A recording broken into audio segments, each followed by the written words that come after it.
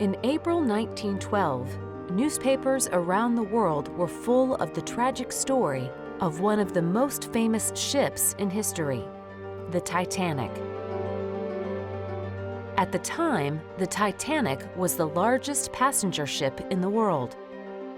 It was nearly 900 feet long and over 170 feet high with 9 decks.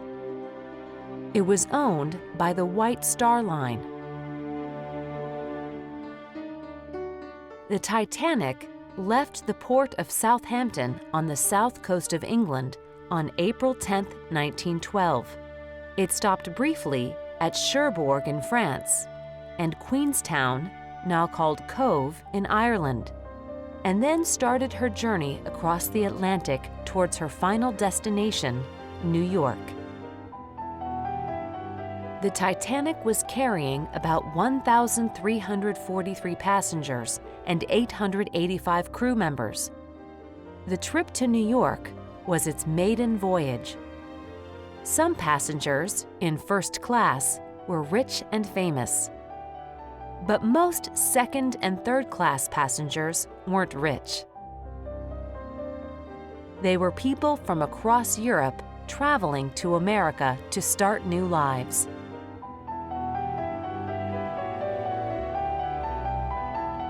The story of the Titanic is so famous that everyone knows how the voyage ended.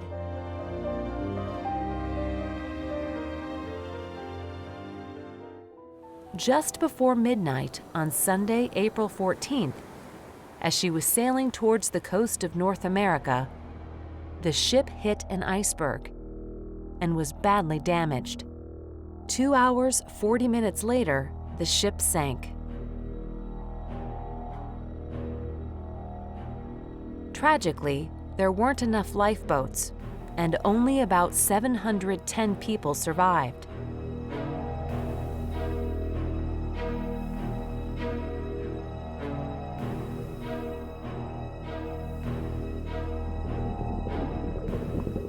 In 1985, the wreck of the Titanic was finally found at the bottom of the Atlantic Ocean, 2.5 miles down. 100 years after the Titanic sank, people are still fascinated by its story. But while there are hundreds of books, television programs, and famous films about the ship's short voyage, many people still know very little about where the ship came from and the people who built it.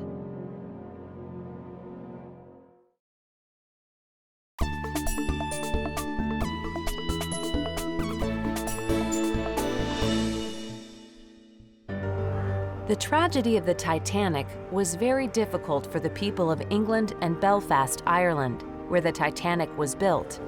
For many years, no one in Belfast talked about how they built the Titanic. But this changed over time, and today, people in the city are proud of their family members who helped build the great ship. There's a memorial to the men of Belfast who died on the ship outside the City Hall. And tour guide Susie Miller has her own very special family story. I can remember, as a small child, my grandmother taking me to see the Titanic Memorial, which stands in the grounds of Belfast City Hall. And she pointed up at the name Thomas Miller on the plinth and told me that that was my great-grandfather. My great-grandfather worked here in Harland and Wolff in the shipyard which built Titanic, and he had helped to construct the engines for Titanic and its sister Olympic. And Tommy Miller has a special place in the history of the Titanic. He's unique. He's the only one of the crew who worked on the construction of Titanic for Harland and Wolff and then worked for White Star as one of the crew. Like many people on the ship, Tommy was leaving Ireland to start a new life in America. Before my great-grandfather left Belfast, he said his goodbyes to his 2 sons, and he gave each of them 2 new pennies dated 1912, and he told them not to spend those coins until the family was all together again.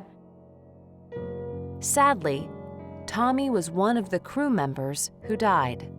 But his family never forgot him. My grandfather kept those 2 pennies all of his life, and he passed them down through the family, and we still have them in the family today. But why is the story of the Titanic still so famous after 100 years? Susie Miller thinks that there are 2 reasons that people will always be interested in the Titanic. You've got the biggest ship in the world, with the richest people in the world and the poorest people in the world, sailing across the Atlantic, and on the maiden voyage, it hits this iceberg and it's a disaster. And within that bigger story, there are all these little threads of stories, individual stories about families and people who were heroes and people who were cowards and people who were villains. So you've got all those elements within it. So I think those 2 things combined give you a really good story.